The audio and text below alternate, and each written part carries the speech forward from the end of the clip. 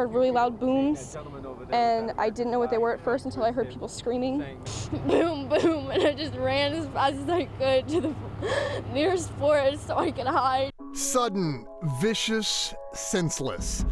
Yet another campus killing spree, this time on our home ground. What drives a 17-year-old to slaughter defenseless fellow teens? How many lives must end before we truly make schools safer? Are guns really the problem? As a heart-crushed community weeps and Santa Fe prepares to bury its dead, can the collective will finally emerge to better protect our future? Is it even possible? I'm Greg Rugen, and welcome to Watch Your Point, where our panelists call it like they see it. Let's meet them. Starting us off, Republican strategist Jessica Colon. Next up, progressive commentator and Houston attorney Nyanza Moore. In the 3 spot, Bob Price, associate editor at Breitbart Texas. Batting cleanup, Marcus Davis, radio host of Sunday Morning Live. Next up, businessman, columnist, and former Kemah mayor Bill King. And closing us out on what we call the hot corner, Chicano educator and activist Tony Diaz. Let's go. 10 dead, 10 wounded. A deeply disturbed 17-year-old now facing capital murder charges. What, if any, combination of mental illness, deep-seated resentment, delusion of grandeur, parental indifference, relaxed security, backlash from bullying, and yes, access to firearms ignited a rampage which filled 10 coffins. 10 people from Santa Fe, Texas who are gone and cannot be retrieved. 10 people who were loved, the potential of their lives now lost. And then there's the collective wound inflicted on the psyche of survivors, the consequences of which we can only gauge by the insidious long-term suffering of so many others who've endured slaughter in this, the land of the free and the home of the brave. I heard that my friend got shot in the art hall, and as soon as the alarms went off, everybody just started running outside, and next thing you know, everybody looks, and you hear boom, boom, boom, and I just ran as fast as I could to the nearest forest so I could hide, and I called my mom. Panel, the question is simple. What are we to do? I'm going to start with Tony Diaz. You spend your days in classrooms. And first, all our hearts go out to all the family and fellow Texans. It's happening in our own backyard right now. I hope they can get through this. I hope we're there for them when they need this.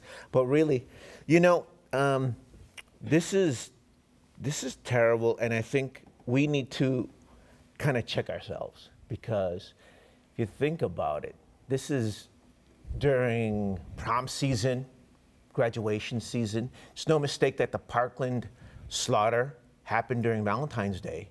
And actually, we need to think about this because the Suicide and Crisis Center of North Texas says that in 2014, there were almost 500 suicides by young folks, 10 to 24, in Texas, not the country, in Texas.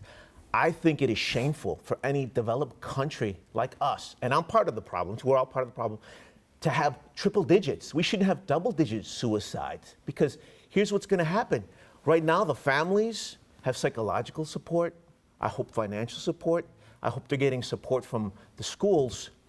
We need those folks to be helped throughout the year, because right now, our young folks that are troubled, need help, and don't know where to go, and now there's a new option in America. They can become suicide bombers. And I am proud of Chief Art Acevedo, who called out politicians who wanted attention, because just 3 months ago, we said this was not supposed to happen anymore. On top of it, I want all politicians to be put on check. I'm gonna call the Republicans first, but I'm gonna call the Democrats first, because he said that the politicians who are getting sound bites now have done nothing. You had Dan Patrick come out. You had Abbott come out. You had Cruz come out. They need to have public forums and debates from now until when they're elected again in November, and we need to grill them. I'm also calling out Lupe Valdez, because she got away with not having 10 forums this time around. If she makes it to governor, she needs to come out in public as well to answer this question, because it is enough. We've got to stop this. We're going to pick up on the political reaction a little bit later, but I want to go to Bob Price. You cover these incidents, and you're familiar with the issues. As this unfolded, what was going through your head? Well, it hits very close to home. Within minutes of the shooting beginning, I got a text from my daughter who teaches in a nearby neighboring high school that they were on lockdown and what was going on. It's a very, very tragic story. The sound bites that you guys gathered were heart-wrenching, extremely painful. There is something wrong in this country where we have no value on human life, and that is the core of all of these shootings. This shooting and the Sutherland Springs shooting have one thing in common, and that is that both of the shooters are self-proclaimed atheists. When you don't have anyone that you believe you are accountable to in regard to life, then you have nothing to control your behavior.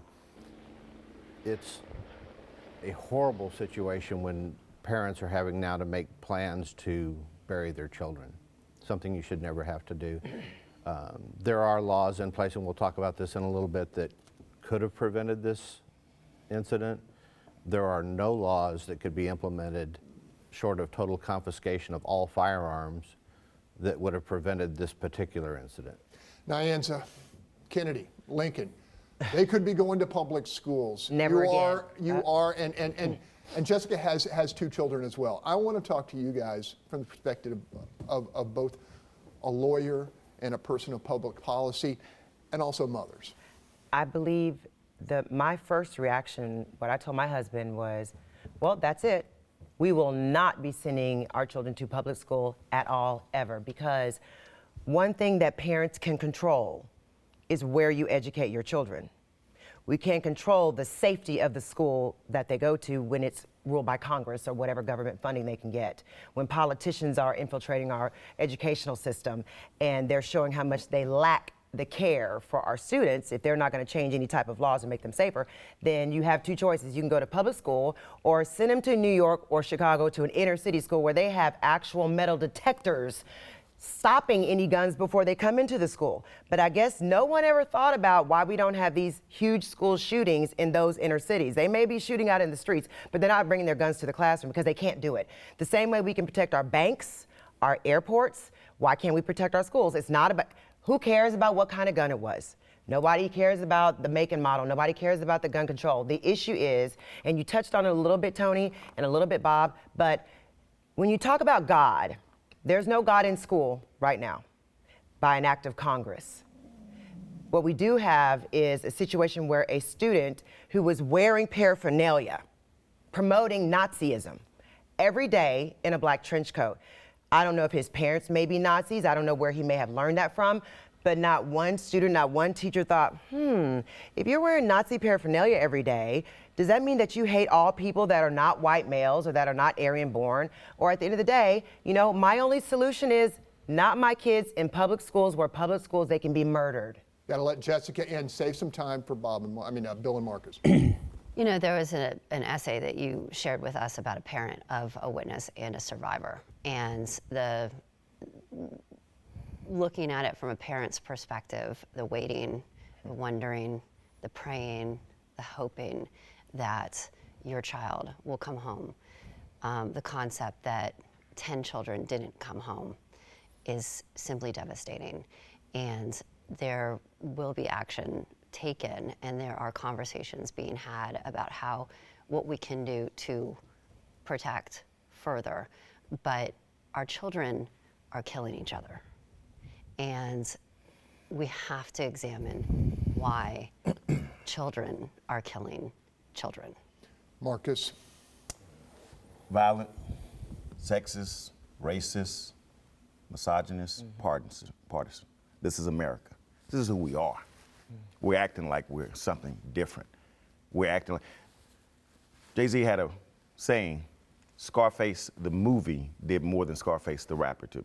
What he's saying was, this is a violent society, and we portray violence. We teach violence. We practice violence as a nation, inside and outside. In our imperialistic ways to conquer the world, we teach this is how you solve your problems. You talk, if talking doesn't work, you get the gun. We have a sickness.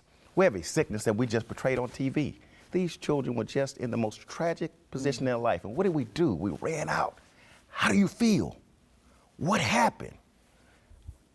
no disrespect to any parent, but I would not dare have my child in that position where they're talking to a reporter after the most tragic situation.